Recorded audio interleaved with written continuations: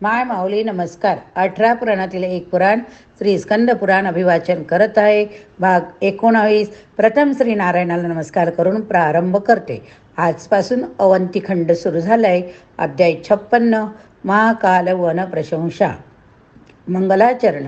प्रजेचे सृजन करणारे हे परमेश्वरा, तुला माझा नमस्कार असो. जे सदा ध्यानात मग्न असतात अशा अधिदेवाला नमस्कार असो. चंद्र सर्प वलय धारण करणाऱ्या महाकाल प्रभूला नमस्कार असो. दोन्ही हातोनी उचलून भूमीवर सरळ ठेवला. उजव्या हाताने मेदामध्ये तो निर्माण झाला. प्रथम तो खाली ज्वाला असलेला असा होता, नंतर ऊर्ध्वजाला असणारा असा झाला. अशा प्रकारे ब्रह्मदेवाकडून तो 3 वेळा निर्माण केला गेला. ऊर्ध्व अशा ज्वालाने प्रज्वलित झालेला सुरलिंग असलेला हिरण्यवर्णी अग्नी ब्रह्मदेवाला म्हणाला, मी भूमी भक्षण करीत होतो तेव्हापासून मला प्रारब्ध केले. मी तर क्षुधेने व्याप्त आहे. मला काही आहार द्या. ब्रह्मदेवाने त्याला आपले रोम हवन केले. त्या कृश अग्नीने ब्रह्मदेवाचे समस्त रोम खाऊन टाकले. नंतर तो म्हणाला, माझी तृप्ती झाली नाही. मग ब्रह्मदेवाने आपल्या त्वचेचे हवन केले. ती खाऊन टाकल्यावरही अग्नी अतृप्तच राहिला. ब्रह्मदेवाने 3 भाग केले. तेव्हा ते 3 भाग क्षुतीत झाले. त्यापैकी एका भागाने रुद्रदेवाचा आश्रय घेतला. हे व्यासमुनी क्रोधित ब्रह्मदेवाने ओंकाराने अग्नीचे ताडन केले. अन्य 2 भाग तक्रार करीतच राहिले. तेव्हा त्याची दया ब्रह्मदेवाला आली. त्यांनी सांगितले, जे पुरुष कामाला उंच झाले असतील अशांच्या धातूचे भक्षण तुमच्यापैकी एक जण करा. मनात मानस अकारांती प्रविष्ट झालेला पाहून अग्नी प्रज्वलित झाला. त्याला ब्रह्मदेव म्हणाले, तू तृप्त वृत्ती धारण कर. हा देहात मध्यभागी तसेच मुनींच्या आश्रमात आश्रय घे. त्याला ही जागा खूप आवडली. त्यानंतर ब्रह्मदेव म्हणाले, अहंकाराने किंवा अपमानाने ज्या ज्या ठिकाणी हुंकार व्यक्त केला जाईल त्या हुंकाराने तुमच्या भुकेची शांती होईल. अकाराग्नीला बोलावून ब्रह्मदेवाने सांगितले, जे अन्न खाल्ले जाईल ते दग्ध करणाऱ्याचे काम तुझे. उकार अग्नीला बोलावून त्याला सांगितले, जेथे पृथ्वीवर वाळवंटे आहेत अशा ठिकाणी तू राहा. तुला मी येथे स्थान आहार देईन. त्याप्रमाणे अग्नीला पृथ्वीवर जेथे जेथे म्हणून शिला आढळल्या तेथे तेथे तो जाऊन राहिला. समुद्रात वडवानला जाऊन राहिला. त्याला सर्व लोकांच्या चक्षुमध्ये स्थान दिले व त्याला सांगितले, द्विजातीयेच्या परमसंस्कृत वाणीला तू तेज आभा निर्माण कर. जी वाणी देवी व पुण्यप्रद असेल अशीच पाहिजे. संस्काराविना वाणी आयुष्याचे हवन करते. मिथ्यामध्ये अक्षरे अमंगल असतात. नंतर प्रजापतीने अग्नीला बोलावून त्याला संमिलित ईक्षण व्हायस सांगितले. वैन्य म्हणाला, मुख हे स्थान आपण मला दिल्याने समस्त तेजात श्रेष्ठ स्थान आपण मला द्या. ब्रह्मदेवाने त्याला मग परम तेजोमयी 13 रवींचे स्थान दिले. तेज निघून गेले की चक्षु दुर्बल होतात. म्हणून तेजाने युक्त अशा तुला अनिमिष कोण पाहू शकतो. त्यानंतर इकार अग्नी अति सौम्यपणाने ब्रह्मदेवाजवळ उपस्थित झाला. ब्रह्मदेवाने त्याला सांगितले, तुझ्या सौम्य गुणाने मी तुला समस्त प्राण्यांचे मनोरम असे स्थान देतो. तू शीतल श्वेत किरणांचा चंद्रमा होशील. सर्व तेज शीतलतेत सौम्य असे परावर्तित करून ब्रह्मदेवाने त्याला विसर्जित केले. त्यानंतर उकार अग्नीला बोलावून क्षीर हे स्थान त्याला दिले. ब्रह्मदेवांना ऊर्ध्वभागी 5वे मुख निर्माण झाले. ब्रह्मदेवाने त्याला विचारले, या भूमीवर तुला कोणते स्थान आवडेल. अग्नी म्हणाला, परमसुंदर भव्य असे स्थान मला द्या. तेव्हा ब्रह्मदेवाने त्याला योग्य स्थान देण्याचा विचार केला. महाकाल वनात निवास करून ममतारहित अहंकार शून्य संग परिग्रह यांच्या विरहित बंधुवर्गातही स्नेहरहित माती सुवर्ण दोन्ही समान मानणारा, आपल्या वागण्याने अन्य प्राण्यांना भय देणारा, सांख्य योगाची रीत माहिती असणारा, धर्मतत्वे जाणणारा, अशाच प्रकारे ज्याचे सर्व संशय नष्ट झाले आहेत, जो विविध प्रकारच्या यज्ञामध्ये क्षत्रवासी विप्राकडून यजन करवतो, अशाच महाकाल वनात मृत्यू झाल्यास त्याला परामदुष्य प्राप्त असोय अक्षय ब्रह्मसायुज्य प्राप्त होते. अध्याय 59. विद्याधर तीर्थ महात्म्य. श्री व्यास म्हणाले, हे क्षत्रतीर्थ कसे बनले. सनत कुमार म्हणाले, पुरातन काळी विद्याधर नावाचा एक रूपवान माणूस होता. त्याने पारिजात पुष्पाची एक सुकुमार माला तयार केली व ती घेऊन तो इंद्राकडे गेला. तेथे मेनका नृत्य करीत होती. त्या अप्सरेचे सुंदर नृत्य पाहून तो प्रसन्न झाला. त्याने ती मनोहर माला तिला देऊन टाकली. तिला ती खूप आवडली, पण नृत्य थांबविल्यामुळे इंद्र खूपच क्रोधित झाला. त्याने त्या विद्याधराला शाप दिला, तू सुंदर नृत्याचा अभंग केलास तेव्हा तू माझ्या सभेतून निघून जा. विद्याधर पद तुझ्याकडून मी काढून घेतले. तू भूमिवाशी हो. इंद्राचे बोलणे ऐकून तो म्हणाला, अज्ञानाने माझ्याकडून अपराध घडला आहे, म्हणून आपण क्षमा करून माझ्यावर पुन्हा प्रसन्न व्हा. तेव्हा इंद्र म्हणाला, बरे तू आता अवंतीपुरीला जा. तेथे गांगट्टी गुहा आहे. तिच्या उत्तर दिशेकडे उत्तम तीर्थ आहे. ते सर्व लोकात तुझ्या नावाने प्रसिद्ध होईल. इंद्राने सांगितल्याप्रमाणे विद्याधर तिथे गेला. स्नान करून तो तेथेच राहू लागला. काही कालानंतर तो विद्याधराचा पती बनला. तेथे गेल्याने सद्गती प्राप्त होते. तेथेच मर्कंटेश्वर नावाचे प्रसिद्ध तीर्थ. बालकाच्या स्वास्थ्यासाठी शीतला देवी अशी एक देवी येथे आहे. अध्याय 60. दशा अश्वमेध महात्म्य. श्री सनत कुमार म्हणाले, अधिक मासात दशा अश्वमेध घाटावर गंगा भागीरथीमध्ये स्नान करून महेश्वर देवाचे म्हणजेच वाराणसीच्या श्री विश्वनाथाचे दर्शन घेतले म्हणजे माणसाला 10 अश्वमेध यज्ञ करण्याचे फळ मिळते.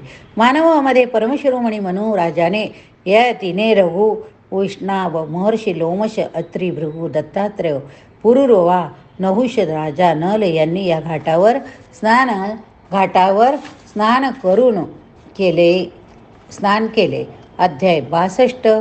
वाल्मिकीश्वर महिमा. महर्षी सनत कुमार म्हणाले,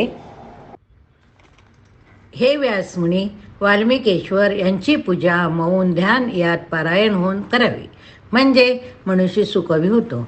व्यास म्हणाले, हे वाल्मिकेश्वर प्रभू कोण आहेत बरे?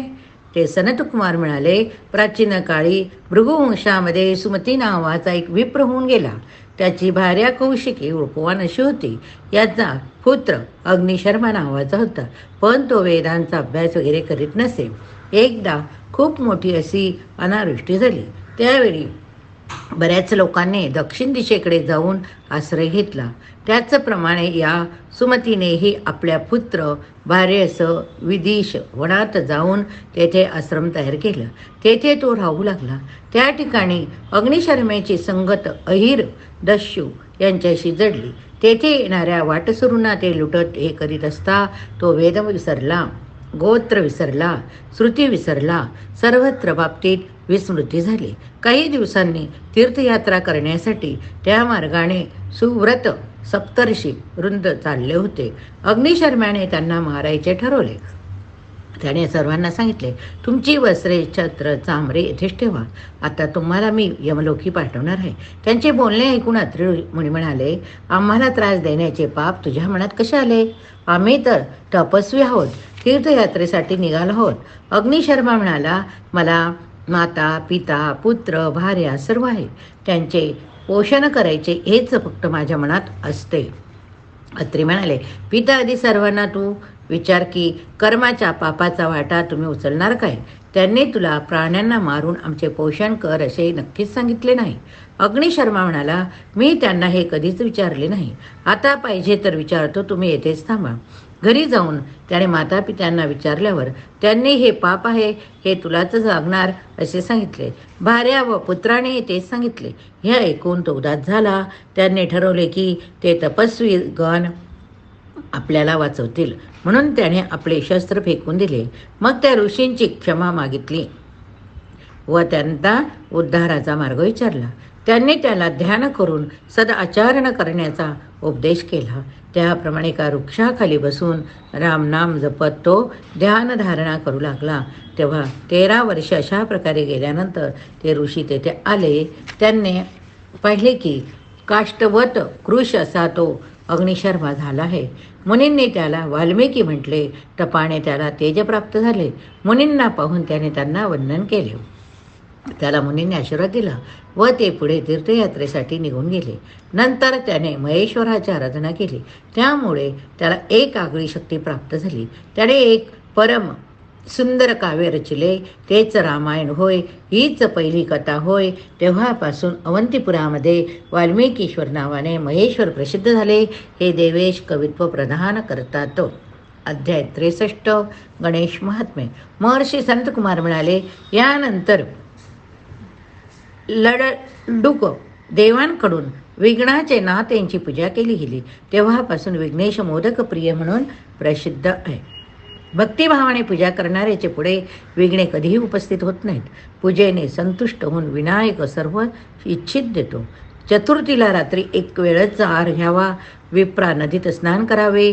स्वतः रक्तवर्णी वस्त्रे धारण करून रक्तपुष्पे चंदनयुक्त जलाने मंत्रद्वारा स्नान घालावे. रक्त चंदनाचे विलेपन करावे. धूप दीप नैवेद्य अर्पण करावा. अशा प्रकारे पूजणाऱ्याचे वय नष्ट होते. अभिष्टांची प्राप्ती तो करीतो. अध्याय 64 सोमवती तीर्थ महात्म्य. महर्षी व्यास म्हणाले, तीर्थाचे नाव सोमवती व लिंग सोमेश्वर हे कसे पडले ते सांगाल का? तेव्हा श्री सनत कुमार म्हणाले, जसे सोमतीर्थ उत्पन्न झाले तसे सोमलिंगही लोकांची तृप्ती करणारे. हेच भगवान सोमदेव होत. महातपस्वी विप्रसा त्यांचा पिता होता. अवंतीपुरामध्ये अत्री नावाच्या तपस्व्याने दीर्घकाळ तप केले. तेव्हा ब्रह्मतेज त्याच्या ऊर्ध्वभागी स्थित झाले. त्याच्या तेजाने सर्व दिशा प्रकाशित झाल्या. एवढेच काय, त्याच्या नेत्रातूनही तेज सौ लागले. दिशा सुद्धा त्याचे तेज सहन करू शकत नव्हत्या. समस्त लोकांमध्ये प्रकाशित असे ते तेज मग भूमीवर पडले. त्यातून सोम निर्माण झाला. तेथेच एक नदी उत्पन्न झाली. ती सोमा क्षिप्रा नदीला मिळाली. तेव्हापासून क्षिप्रा ही पुण्यवान कीर्तिवान अशी झाली. अमावस्या सोम हे दोन्ही एकत्र येतात. ती सोमवती. या दिवशी स्नान दान जप होम जे काही करू ते अक्षय होते. पितृगणांनाही तिलोदक पिंडदानाने तृप्त करता येते. क्षिप्रा दुर्लभ तशीच सोम सोमेश्वर सोमग्रह सोमवार हेही दुर्लभ होय. क्षिप्राचे सोमजल जसे कोटी कोटी तीर्थाचे पुण्यजल देते, तसेच अमायुक्त सोम पितृतीर्थ मानले जाते. त्यात जर व्यतिपात असेल तर उत्तमच. जगद्गुरु ब्रह्मदेवाने भूमीवर पडलेल्या सोमाला पाहताच लोकांच्या हितासाठी त्याला रथात बसवले.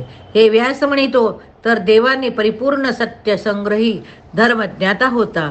ब्रह्मदेवाने दिलेल्या किरणरूपी सहस्र अश्वाने युक्त अशा रथात त्याला बसलेला पाहून प्रसन्न होऊन देवांनी त्याचे स्तवन केले. त्यामुळे त्याचे तेज परम भास्कर झाले. मग त्याने सागरासहित वसुंधरेला 21 प्रदक्षिणा घातल्या. सोमाच्या शीतलतेतून दिव्य अशा औषधी भूमीवर निर्माण झाल्या. या सोमाने खूप तप केले म्हणून ब्रह्मदेवाने त्याला स्वामीपद अर्पण केले. प्राचेतस दक्षाने दाक्षायणी व्रत करणाऱ्या 27 कन्या त्याला दिल्या. तीच आकाशातील 27 नक्षत्रे होत. विवाहानंतर त्याचे राजसूय यज्ञ सुरू केले. अग्निमुनी अत्रिमुनी त्या यज्ञाचे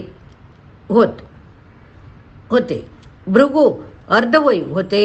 हिरण्यगर्भ उद्गाता ब्रह्मतत्वपद ब्रह्मदेवाने भूषविले होते.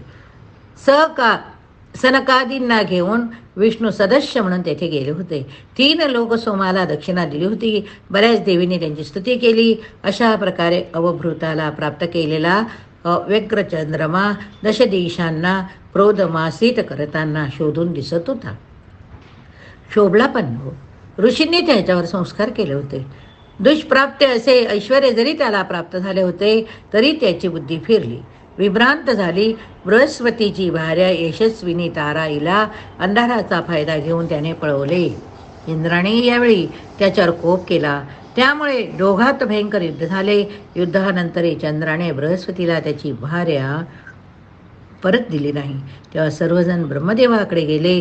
ब्रह्मदेवाने तपास केल्यावर त्यांना कळले की तारेचा पुत्र बुध हा सोमपुत्र आहे.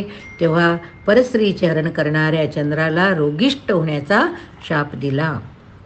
सोमाने आपले राज्य पुत्राच्या स्वाधीन करून सोमदेवाच्या दर्शनासाठी तो स्वतः अवंतीपुरीला आला. त्याच्या तपाने प्रसन्न होऊन महेश्वराने त्याला व्याधी दूर होण्याचा आशीर्वाद दिला. तेव्हापासून हा महेश्वर सोमेश्वर नावाने प्रसिद्ध आहे. या ठिकाणी हा भाग संपला. पुढील भागात आपण सौभाग्य तीर्थ महात्म्य बघूया. हर हर महादेव शंभो. हर हर महादेव शंभो. हर हर महादेव शंभो.